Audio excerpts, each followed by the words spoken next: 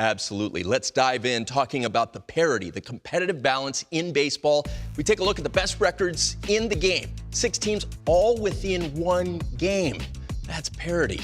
What do we make of this? Ron, I've heard you talk about the organizational depth as a key to this. Well, I think, what's interesting. First, last year in the World Series, we had 2 wild-card teams, one with 90 wins, one with 86 wins, the Philadelphia Phillies and the Arizona Diamondbacks. It's continued into this year. And when I do the games, and Tommy does as many games as I do, when you're out there, it used to be your 26-man roster come out of spring training, you'd make a little fixes here and there, and then July would come, you'd maybe make some trades, this or that. But that was kind of what you had to work with. It's so different now.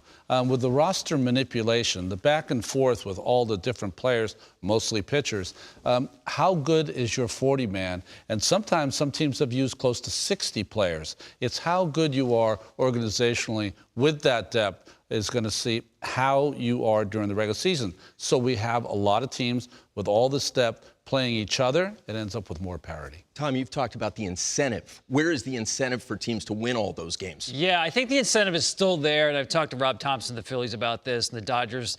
They want the #1 seed. I mean, you'd much rather have the home field advantage. But the difference now is I think teams realize you don't go all out to try to get it. By that I mean it's about the long haul. What shape are you in when the playoffs start is more important than can we win 111 games? The Dodgers have learned that lesson, right? Yeah.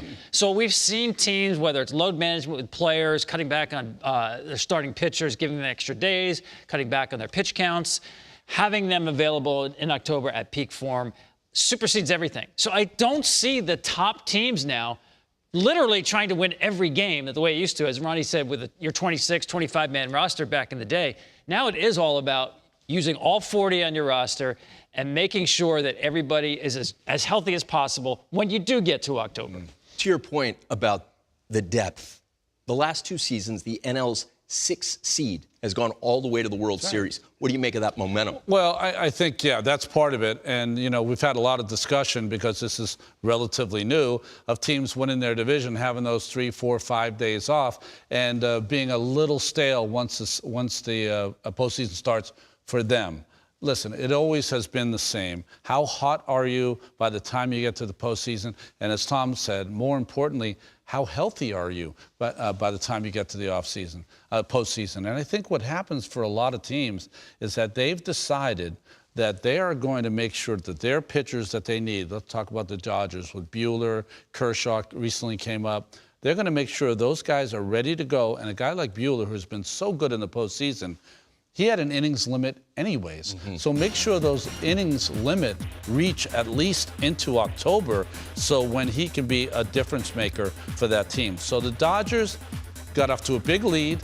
They've kind of held serve for a long period of time. It's a dangerous game, by the way, because they're really close with the Padres and Diamondbacks. But what they had to begin the year is going to be different than what they have at the end of the year, and that's going to be a more difficult team to play. The biggest Dodger fan I ever met, John Wooden. His thing, competitive greatness, be at your best when your best is needed. It's the playoffs. Think about the Dodgers last year. Kershaw had the 1-out start. He was only able to get 1 out. Bobby Miller, the D-backs were impressive.